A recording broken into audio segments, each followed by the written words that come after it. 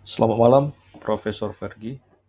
Perkenalkan, nama saya Nusi Jabat sebagai mahasiswa Master Teknik Industri di BINUS University Graduate Program dengan nomor mahasiswa 26026253383. Pada kesempatan malam hari ini, saya ingin mempresentasikan individual assignment pada minggu ini, yang mana detail tugasnya adalah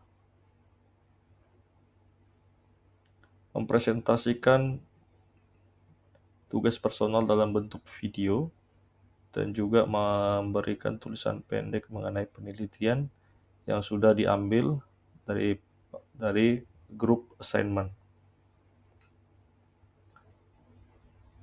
Baik, pada kesempatan yang pertama saya ingin menunjukkan paper yang kami ambil dari grup kami, yaitu papernya adalah a tutorial on how to set up a system dynamic simulation on the example of COVID-19 pandemic. Di sini penulis yang merupakan tim supply chain innovation dari Infinite Technology mencoba memberikan tutorial bagaimana men-setup sistem dinamik simulation untuk penyebaran COVID-19.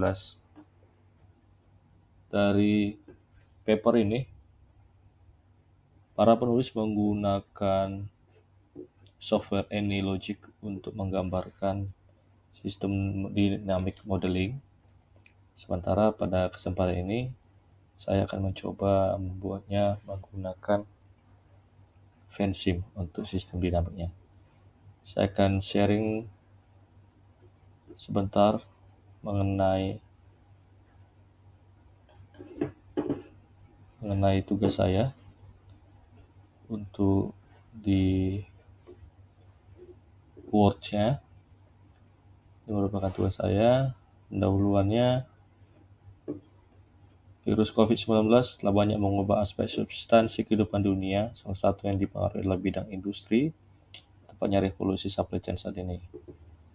Pandemi disebabkan oleh penyakit coronavirus 2019 dalam jurnalnya diklasifikasi sebagai low probability high impact disruptive event, yang mana disruptive event ini atau gangguan yang berkontribusi adalah terhadap supply chain berupa lockdown yang dilakukan pemerintah dan pembatasan area publik serta sosial yang bertujuan untuk memperlambat laju pandemi. Untuk sistem dinamik, rekan-rekan dari penulis menggunakan software AnyLogic untuk membangun sistem dinamiknya. Sementara saya akan mencoba menggambarkan ulang menggunakan software fencing. Ada beberapa bagian dalam sistem dinamik ini, ada stop and flow diagram pandemic simulation, ada setup table untuk vaccination dan reinfection, ketiga expose, keempat infection, recovery and decrease, yang kelima frontier and simulation result, dan terakhir limitation. Untuk bagian saya akan mencoba menggambarkan di item pertama dan kedua. Item yang lain nanti rekan-rekan saya dalam satu grup juga akan men-sharingkannya dalam tugas individual.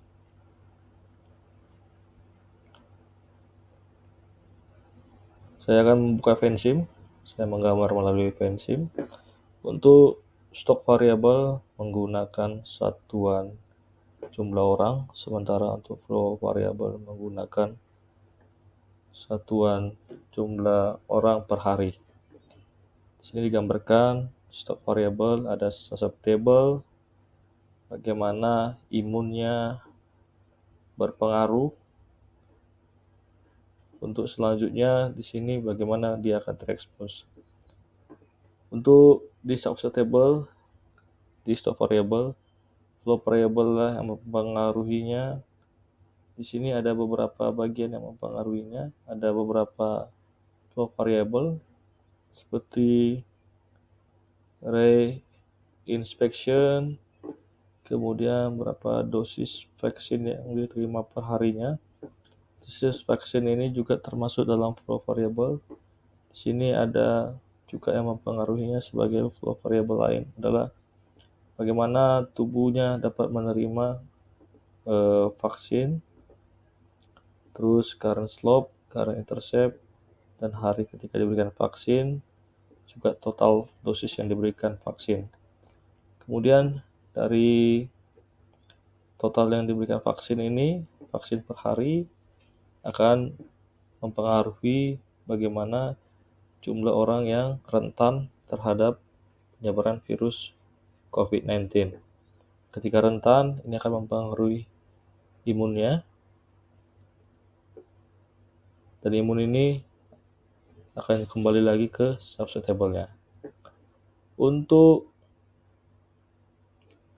total populasi, yang adalah flow variable, di sini ada flow variable berikutnya, yaitu pengaruh vaksinasi terhadap jumlah orang yang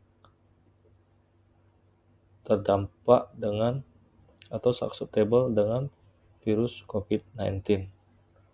Ini adalah sistem dinamik sederhananya yang bisa saya jelaskan, dan untuk poin-poin selanjutnya akan dijelaskan kembali untuk expose infection oleh rekan-rekan saya dalam satu grup.